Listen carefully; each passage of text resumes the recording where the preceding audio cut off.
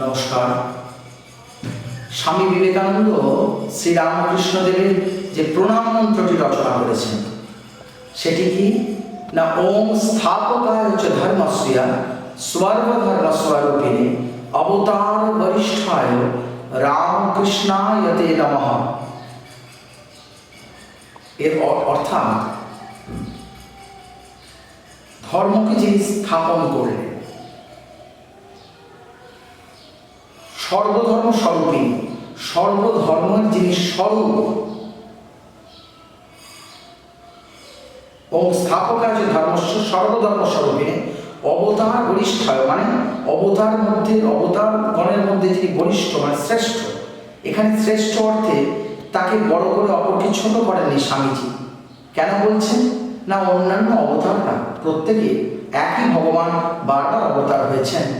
সেই একই ভগবান কখনো রাম হয়েছেন, কৃষ্ণ হয়েছেন, বুদ্ধ হয়েছেন, যিশু হয়েছেন, গৌরাঙ্গ হয়েছেন, এবারে শ্রীরামকৃষ্ণ হয়েছেন।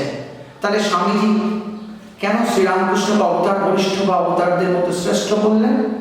কারণ তার কাজের পরিধিটা অনেক বেশি ছিল এবারে। সেই কারণে ভগবানের এই অবতারকে তিনি বড় বলছেন, নিজের গুরু বলে বলেননি। কেন না, অন্যান্য যুগে অন্যান্য অবতারে এক একটি ভাবের উপর জোর দেওয়া হয়েছিল, কখনো জ্ঞান, কখনো ভক্তি, কখনো যোগ। এবারে চতুর্যোগের সমন্বয়, জ্ঞান যোগ, ভক্তি যোগ, কর্মযোগ এবং যোগের উপরে চতুর্যোগের সমন্বয়। যে কোনো ভাবে কোনো প্রেসক্রাইব করা নেই যে এইটি তোমায় পালন করতে হবে। তুমি ভক্তি পথ দিয়ে আসতে পারো, জ্ঞান পথ দিয়ে আসতে পারো, তুমি জপ করতে পারো, প্রার্থনা করতে পারো, তুমি কর্ম দ্বারা ঈশ্বর লাভ করতে পারো। শুধু ভাবটি রাখতে হবে যে ঈশ্বরের সঙ্গে যুক্ত হয়ে করতে হবে, ঈশ্বর ঐশ্বরিকভাবে উদ্বুদ্ধ হয়ে করতে হবে। তাই তো আগে ছিল সেবা, এবারে হলো শিবজ্ঞানে জীব সেবা।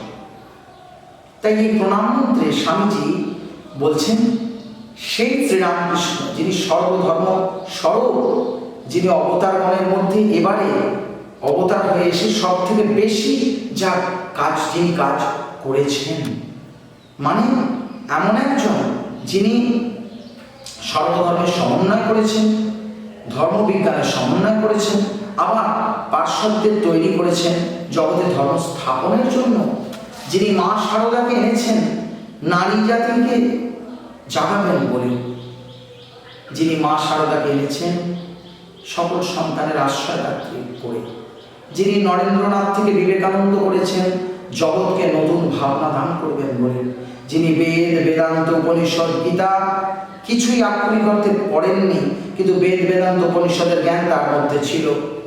বেদ বেদান্ত ছাড়িয়ে চলে গেছেন তিনি।